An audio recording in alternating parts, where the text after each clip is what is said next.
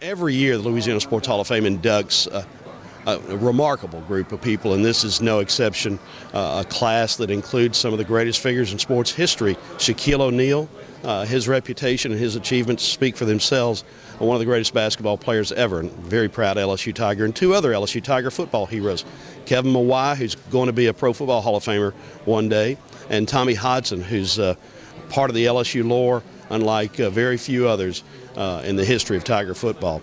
Jimmy Jones and Irvin Johnson, great basketball players. Chanda Rubin, probably the greatest male or female tennis player that this state has ever produced from Lafayette. Ronald Arjuan, one of the most remarkable jockeys, not just in Louisiana, but in the history of thoroughbred racing nationwide. And then Anna Cole, one of the great female athletes in the history of this state, going back to the 1920s and 30s when she was a trailblazer in sports for women in New Orleans.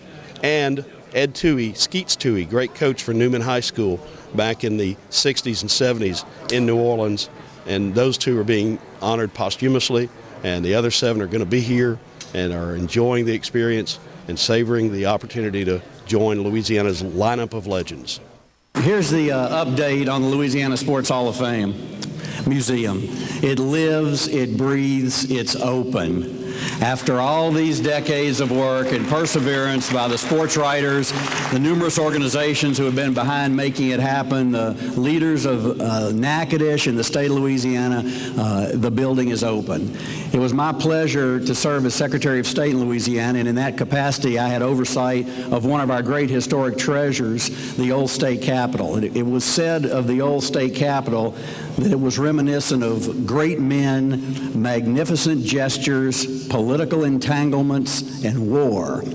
And now the newest museum to adorn the state museum system is our Sports Hall of Fame and Northwest Louisiana History Museum. I would say of it, it's a place of great men and women, of magnificent accomplishments on the athletic field, athletic competition, and culture. It is a place that is going to live for generations to come to salute one of our great passions in Louisiana, and that is sports and athletic competition. I want to recognize and thank the staff of the Lieutenant Governor's Office and the Office of State Museum. Many of you are here. Stand up and just let everyone recognize and thank you for your work in making this museum a reality, please.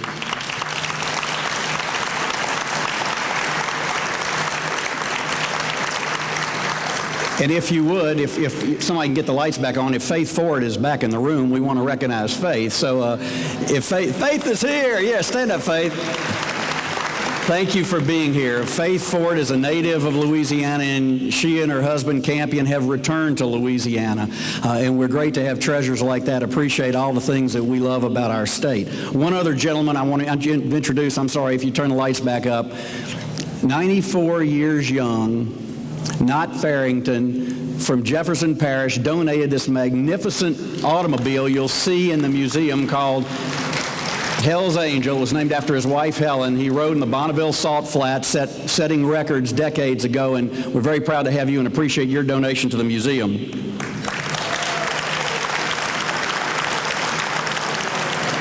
Finally, this museum stands as a monument to Louisiana's diverse history and culture and to Louisiana's spirit and love of athletic competition. It also is going to be a place of education for young people for generations to come, and we're going to be unveiling a character education program that's going to be one of a kind, patterned after a program that was established for Coach Eddie Robinson, and the museum that honors Coach Robinson is right down the road on I-20 in Grambling, Louisiana, and the spirit of character that Coach Robinson instilled is going to also be a part of this great Sports Hall of Fame. We've got Shaq and we've got Coach Dale Brown lending their support to a character education program that will be unrivaled in the nation, particularly directed at middle school and high school students to learn something that's very difficult to teach, but most important for the next generation of Americans to learn, and that is character. And we're very proud that that program will be a part of this great museum system. I would ask all of you to simply do one thing other than enjoying the evening tonight and relishing in the pride that we feel for these great Louisiana athletes. Tell at least one person that you've been to Natchitoches, Louisiana, and you've been to the Louisiana Sports Hall of Fame and Northwest History Museum. Tell them to tell someone, and on and on and on. We want everyone to enjoy and appreciate this new monument to Louisiana's love for sports and for athletics. Thanks very much. She may be the greatest all-around woman athlete in our state's history. She was a trailblazer for women's sports in Louisiana, and she made people around the country sit up and notice as she won races and captured championships around the South and beyond. Anna Cole did it all in the 1920s and 30s when women were just celebrating the right to vote. She was a sensational competitor in track and field, basketball, tennis, and even indoor baseball. She set Southern AAU records in the hurdle, sprints, and long jump. She held tennis titles across the South and even in New England. Anna was an all-star in basketball and a smooth swinging batter in baseball for the powerful Wiltz Gymnasium teams in New Orleans. Women who never thought they could play sports were inspired by her success and her encouragement to get physically active. Anna built a legacy that has never faded. And tonight, 15 years after her passing, she is forever among our state's brightest sports stars. She is represented tonight by her nephew, Bill Cole. Ladies and gentlemen, please pay tribute to Louisiana Sports Hall of Famer, Anna Cole.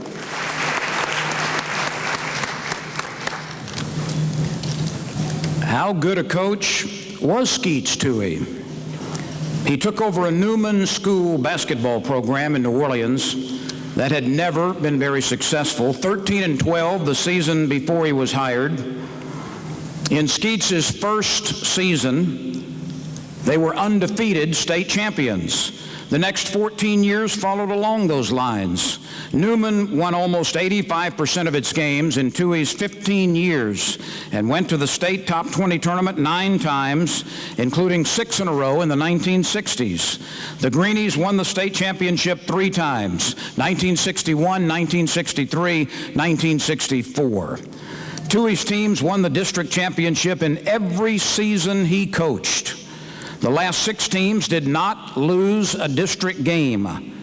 They never lost more than 9 games in a year. 403 wins, 74 defeats.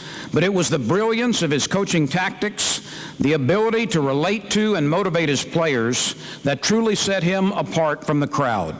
More than a half century after his coaching career began in Newman, every successful high school basketball coach in New Orleans is ultimately compared to him, and none has measured up. Tonight, he officially joins the lineup of Louisiana legends. Representing his dad is Boston resident Seamus Tuohy. Ladies and gentlemen, please pay tribute to Louisiana Sports Hall of Famer Ed Skeets Tuohy.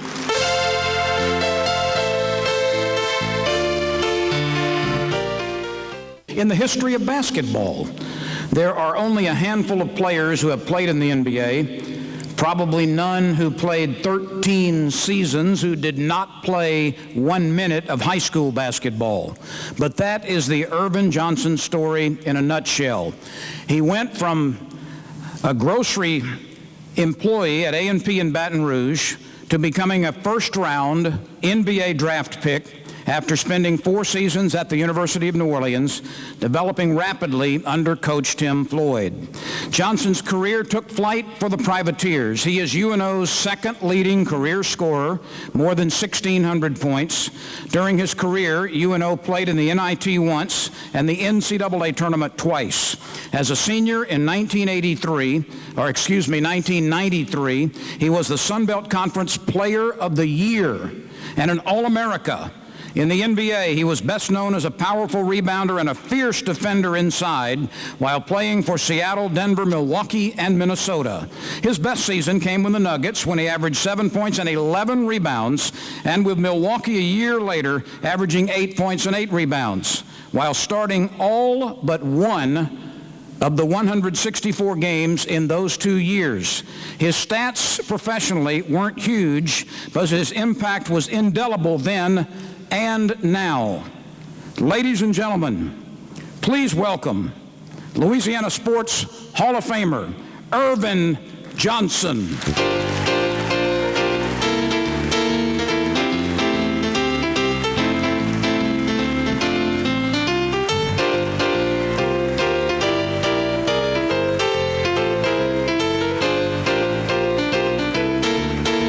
Anyone who has spent time at a Louisiana horse racing track from 1973 to 2003 absolutely knows and loves the name Ronald Dardenne.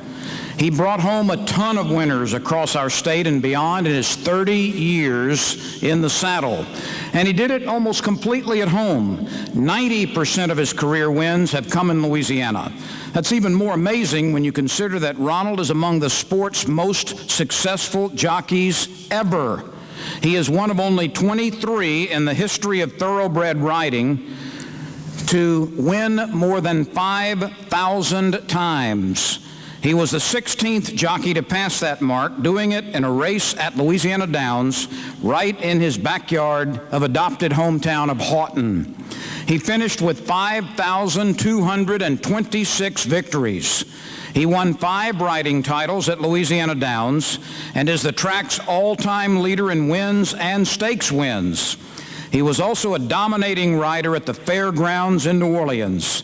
At that historic track, he won 4 straight riding titles from 1993 to 1996. He rode in races including the Kentucky Derby all around the country, but never left home. Tonight, we show our appreciation. This little giant from Karen Crow rides into the state's greatest winner's circle, and it was hardly a photo finish. Ladies and gentlemen, please welcome Louisiana Sports Hall of Famer Ronald Dardenne.